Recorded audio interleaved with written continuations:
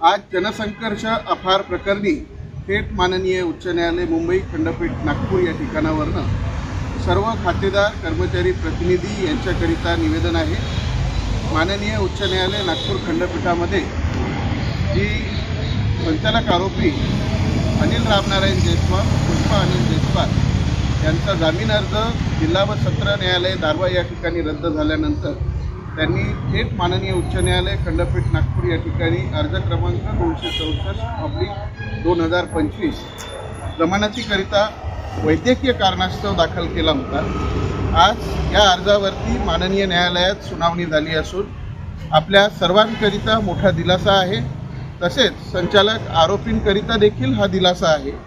संचालक आरोपी यांची किडनी फेल असल्यामुळे त्या किडनीचं ट्रान्सप्लांट करण्याकरिता मला जमानत मिळावी असा अर्ज माननीय न्यायालयासमोर सादर केला होता आणि ज्यांना किडनी डोनेट करणार आहे त्यासुद्धा त्यांच्या पत्नीच असल्यामुळे त्यांना देखील जमानत अर्ज मंजूर करावा असं निवेदन ज्येष्ठ विधिज्ञ ॲडव्होकेट श्री अनिल मार्डीकर साहेबांच्या वतीने माननीय न्यायालयासमोर दाखल करण्यात आलं होतं। आज या ठिकाणी शासनाच्या वतीने ॲडव्होकेट पठाण साहेब व फिर्यादींच्या वतीने ॲडव्होकेट सी एस कप्तान साहेबांचे ज्युनियर म्हणजेच ॲडव्होकेट पृथ्वीराज चव्हाण साहेब यांनी युक्तिवाद सादर केला।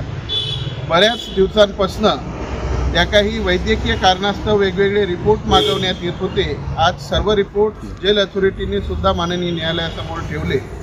सर्व रिपोर्ट्स यांचा युक्तिवादांच्या आधारे माननीय न्यायमूर्ती उर्मिला फाळके जोशी मॅडम यांनी नुकताच निर्णय दिला असून हा निर्णय योग्य व निसर्ग न्याय तत्वाला अनुसरून असल्याची सर्व खातेदार यांच्या वतीने आम्ही या ठिकाणी मत व्यक्त करतो आहोत।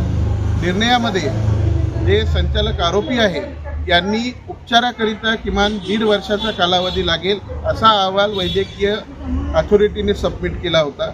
माननीय न्यायालयाने तो 1.5 वर्षाचा कालावधी कन्सिडर न करता केवळ 6 महिन्याकरिता ही तात्पुरती जमानत वैद्यकीय कारणास्तव मंजूर केली आहे। जमानत मंजूर करत असताना 6,200 खातेदारांचे 49 कोटी रुपये रिकवर करण्याच्या दृष्टीने देखील या संचालक आरोपींकडे या कुटुंबाकडे जी काही स्थावर मालमत्ता आहे, जंगम मालमत्ता आहे, वाहनं आहे यांची देखील विक्री करता येणार नाही आणि MPID कायद्याअंतर्गत ही सर्व प्रॉपर्टी अटॅच करून ठेवीदारांचे पैसे परत करावे असा सुस्पष्ट आदेश माननीय न्यायालयाने दिलेला आहे। त्यामुळे एकंदरीतच हा जो आदेश आहे निसर्ग न्याय तत्वाला अनुसरून असल्यामुळे या ठिकाणी माननीय न्यायालयात सरकारी पक्षाच्या वतीने बाजू मांडणारे आदरणीय श्री पठाण साहेब, आदरणीय श्री चव्हाण साहेब, तद्वतच आरोपींचे ज्येष्ठ वकील आदरणीय श्री मार्डीकर साहेबांचे देखील आम्ही आभार व्यक्त करतो। खूप खूप धन्यवाद।